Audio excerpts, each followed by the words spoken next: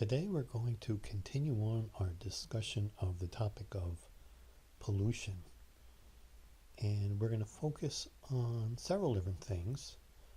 We'll start out talking a little bit about radiation, and then we're going to move along and discuss thermal pollution. And from there we're going to move on and talk about water more. And in particular, we'll discuss groundwater pollution. We're also going to talk about how it is that we might remediate some of these issues associated with especially water pollution, but we'll mention some other things as well.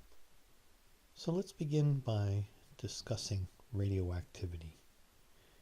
Now, radioactivity is a naturally occurring phenomenon, and we experience it in several different kinds of ways. One way would be as a product of alpha particles, which are essentially parts of nuclei of atoms. 2 protons and 2 neutrons equal an alpha particle. And actually, of the various kinds of forms of radioactivity, this is one of the easier ones to deal with. You can even brush alpha particles with a broom in order to move them and get rid of them.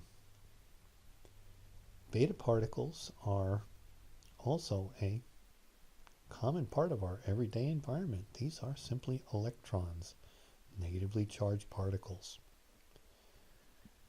Another issue comes in the form of high energy electromagnetic waves. Things like gamma rays and X-rays, things like that.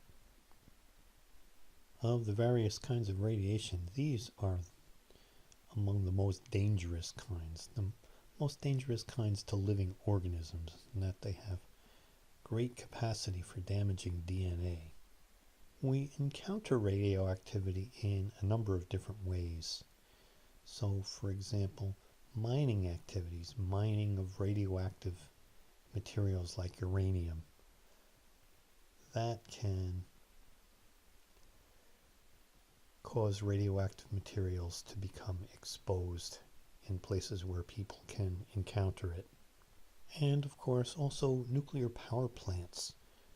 Nuclear power plants try to make sure that radioactive releases are negligible, but on occasion over the years we've seen that nuclear power plants have released substantial amounts of radiation into the environment, most recently as a consequence of the meltdown of the nuclear reactors in Japan, which is still an ongoing problem of release of radioactivity and is likely to continue to be for a very long time to come yet, despite the enormous efforts of engineers in trying to control that release of radioactivity.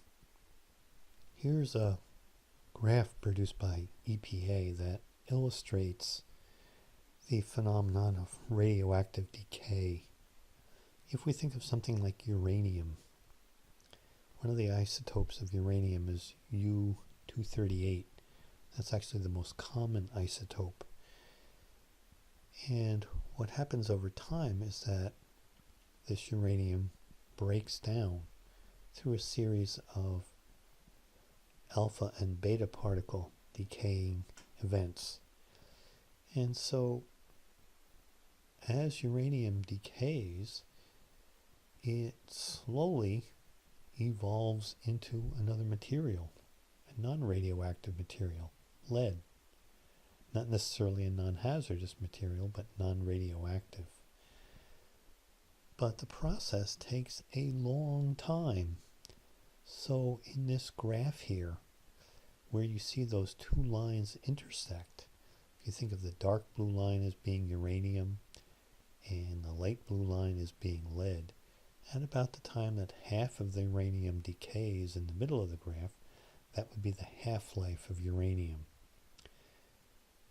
But for uranium-238, we're talking about a couple billion years in order to reach half of its decay. So it's a very slowly decaying material. In other words, it's hazardous to humans for a very, very long time. In fact, it takes so long to decay that it can be used to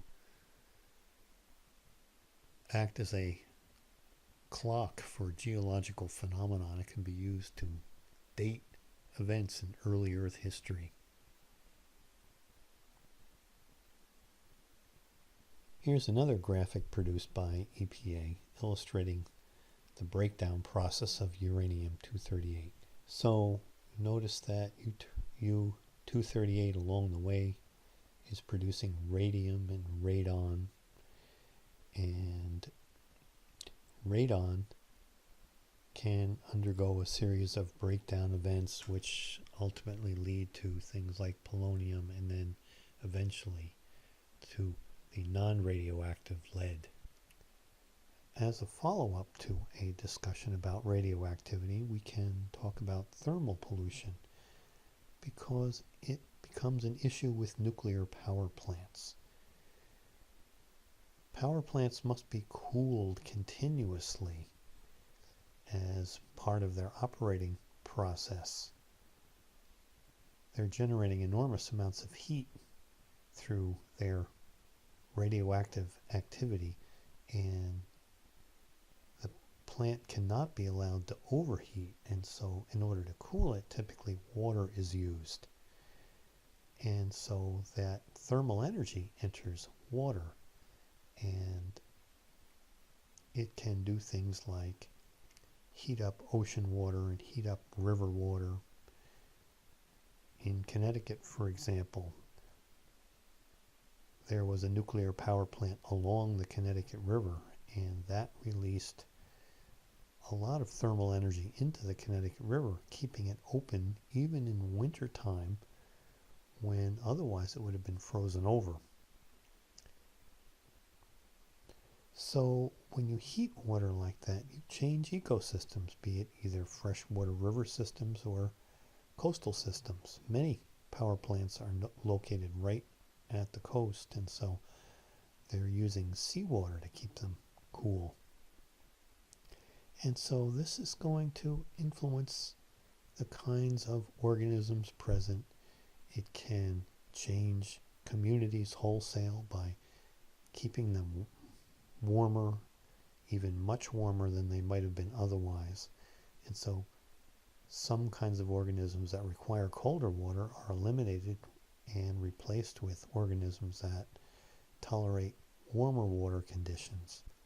Keep in mind that there is a relationship between water temperature and amount of dissolved oxygen that can be present in water. So as water temperature rises, there can be less dissolved oxygen available for organisms. Here's another EPA graphic illustrating some of the issues that relate to thermal pollution. And notice in this illustration that it's not simply nuclear power plants, but other kinds of human activities, industrial processes, and so on that can also release thermal energy into aquatic systems. So again, they can influence the nature of aquatic ecosystems, and this thermal energy has to have ways of dissipating, and some of those are also illustrated in this diagram here.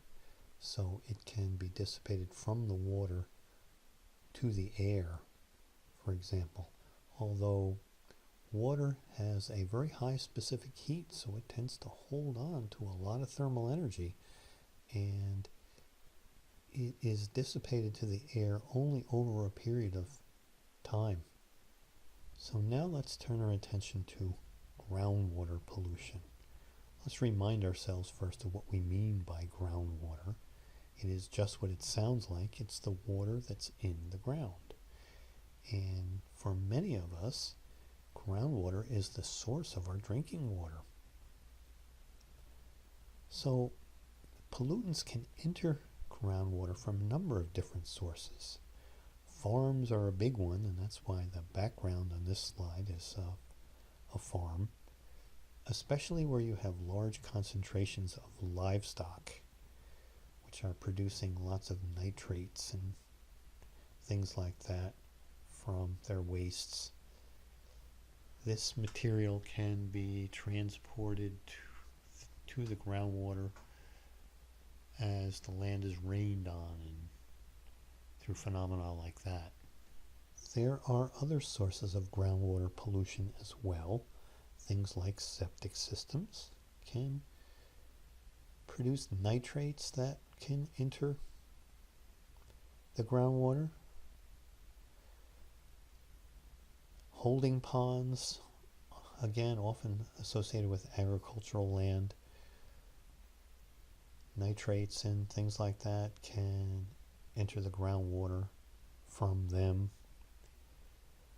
Highway runoff can yield other kinds of pollutants that can enter groundwater.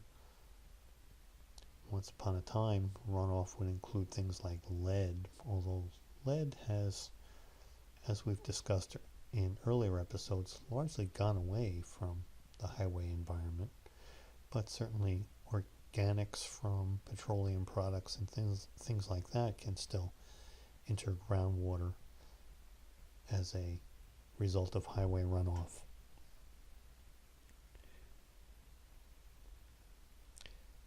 There can be other kinds of situations like landfills. They will often have a plastic liner under them, but those plastic liners can break and then materials can leak into groundwater from them. Other kinds of underground storage tanks. Once upon a time, people used to have underground fuel oil tanks, and in fact, gas stations still have things like that, and they can leak. For the most part,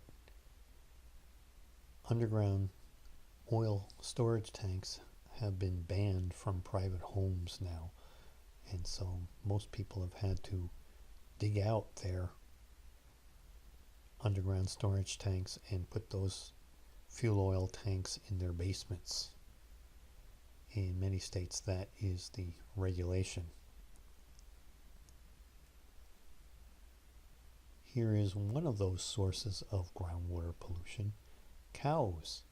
If you have high concentrations of cows in an area, that can lead to groundwater pollution if proper kinds of methodologies are not put in place to control the wastes that come out of these animals. And we'll be looking at some of the ways that this can be controlled in a bit. In this farm picture, you can actually see one of the issues that arises. If you have a livestock overhang and you have livestock using that intensively, then you're going to have lots of animal waste accumulating. And that stuff in the wintertime in places like New England is going to sit there unless it's periodically removed. And then in the spring, as the ground thaws and all that snow melts, then that stuff can be transported into the groundwater.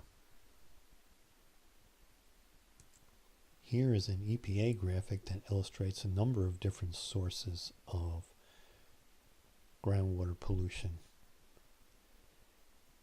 And note also that this is related to the Safe Drinking Water Act, which is legislation which is oriented towards controlling these sources of groundwater pollution. If you look at all those areas in red, all that red type, you'll notice that a lot of those things are indeed related to agriculture in terms of they being inputs into groundwater. So things like holding ponds for livestock wastes and concentrations of manure and that sort of thing. Now, there are indeed ways that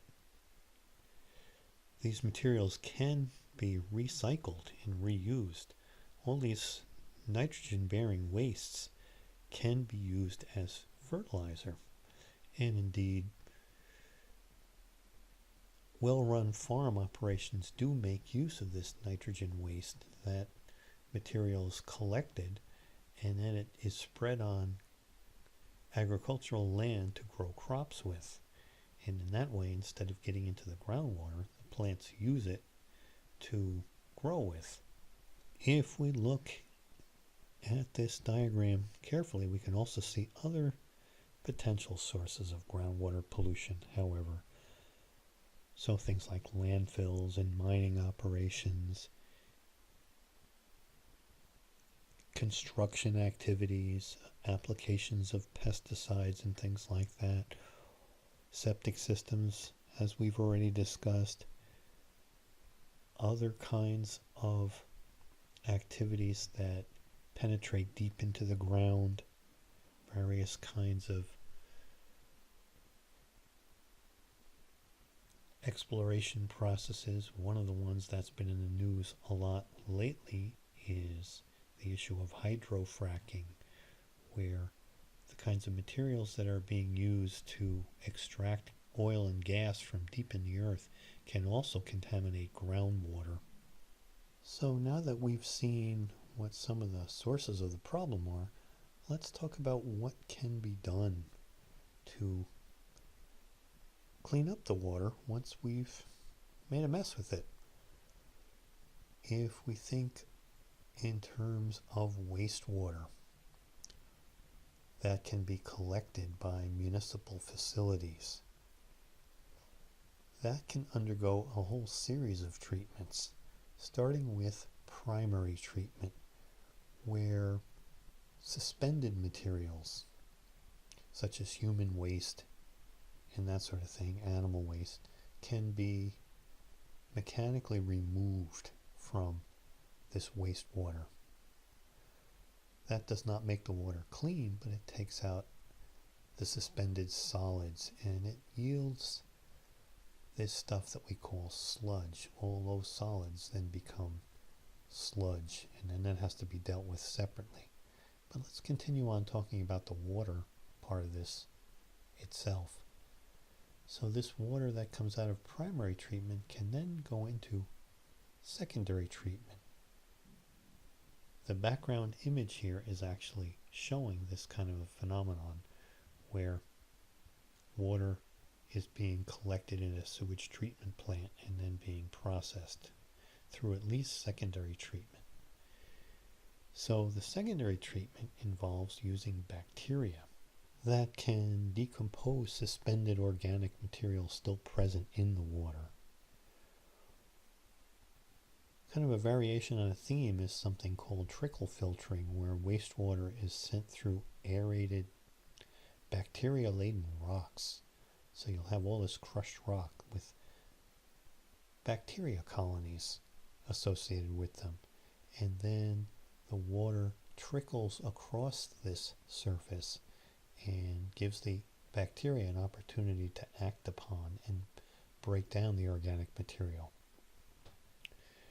Another kind of a process is the activated sludge process, which involves circulating wastewater through aerated bacteria-rich particles, which will then yield secondary sludge.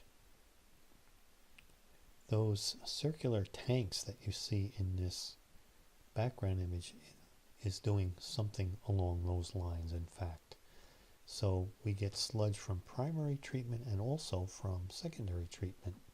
The most sophisticated water treatment systems go beyond that to what is called tertiary treatment, using different sorts of chemical pathways to remove additional nitrogen and phosphorus from human and animal wastes, but also other kinds of processes that can extract heavy metals from industry or other kinds of organic compounds that might enter the water through various kinds of, again, industrial activities, but even household activities can put organics into wastewater.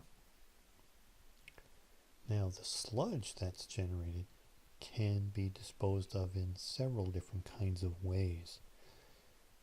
In some municipalities, notably the city of Milwaukee, the sludge is converted into a high nitrogen fertilizer.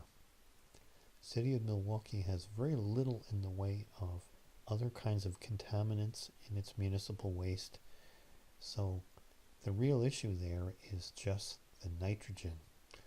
And so this stuff can be converted into a fertilizer, which is sold commercially under the name Milorganite, and it is a favorite among organic farmers and organic gardeners. It's also high in iron, which has an added benefit for plants. Iron is one of the elements that plants need to keep them really green. It can, as we'll see in the next image, also be disposed of in some other ways.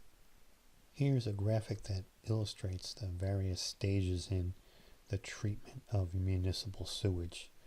So we start out with the raw sewage coming in, which goes through a screen to remove things like sand, grit, stuff like that. And then this sewage moves to primary treatment. So in a device called a sedimentation tank, that's where the suspended solids can be removed as primary sludge and sent to other kinds of processes. From there, the wastewater can move into an oxidation tank, where it can encounter aerobic bacteria that can break down some of these suspended organic materials.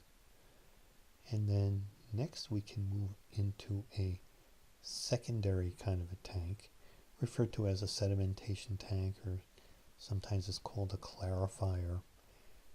And this is an area in which the water gets clarified. And that occurs by removing remaining kinds of solids,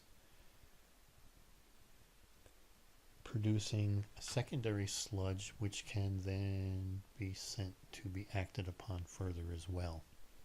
A next step is that the water can be chlorinated, which is a method of disinfecting it, killing off all the bacteria in it. Although chlorine is not used universally, especially in Europe, ultraviolet treatment is often used. That we can think of as being the first step moving towards tertiary treatment, but then there are all these other kinds of chemical pathways that can be initiated to remove still other kinds of materials and further clean the water before it's released. Now, before we leave this diagram, let's take a look at some of the other kinds of things that can happen to sludge. I've already mentioned that it can be converted to fertilizer in some instances. Another thing that can happen is that it can be sent to an anaerobic digester. Okay, in this case, a system that does not require oxygen. And so this material gets digested, chemically altered through anaerobic pathways, and then the sludge is dried. This dried material can then be used to generate methane gas, and the methane, also known as natural gas, can be used as a fuel. In large agricultural operations, these methane digesters can actually manufacture enough methane gas to greatly offset the energy needs of the farm. So now let's turn our attention to septic systems.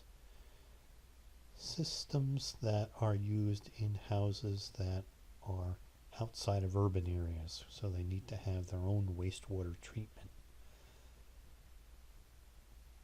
So the first part of the septic system is the septic tank. That's where wastewater from a house enters.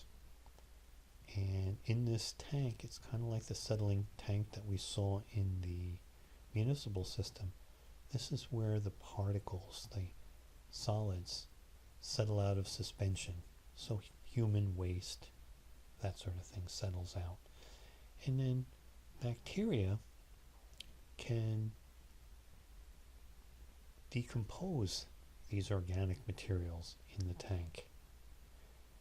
From the tank, the wastewater moves into a series of pipes called a septic field. And these pipes allow this wastewater to trickle out into a gravel bed. And rather like we saw with these municipal systems, it's kind of like this trickle filtering kind of a system. You can have this bacteria-laden gravel act upon any remaining organics in the water and digest them, break them down.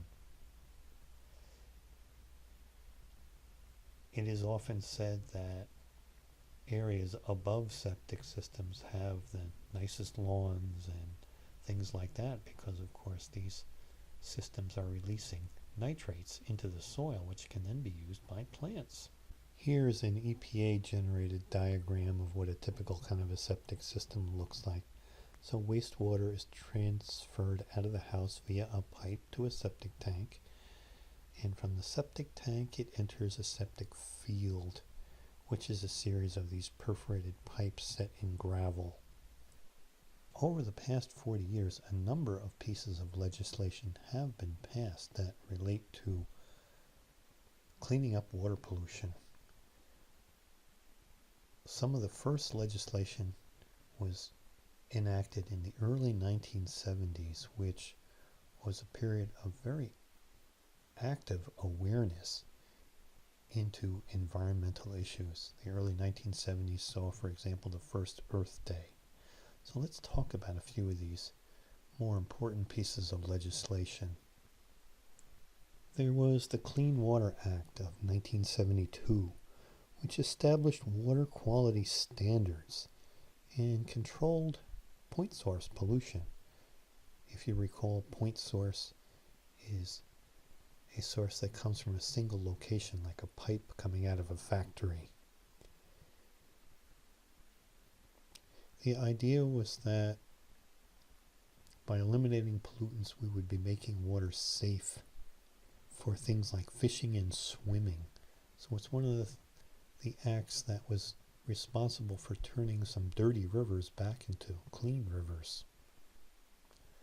Another piece of legislation passed just 2 years later was the Safe Drinking Water Act, and we've already seen mention made of that in an EPA graphic in this program today. This established standards for maximum allowable concentrations of pollutants in our drinking water. Another important piece of legislation was passed later, the Ocean Dumping Ban Act, which stopped cities from bringing their waste out into the ocean and dumping it.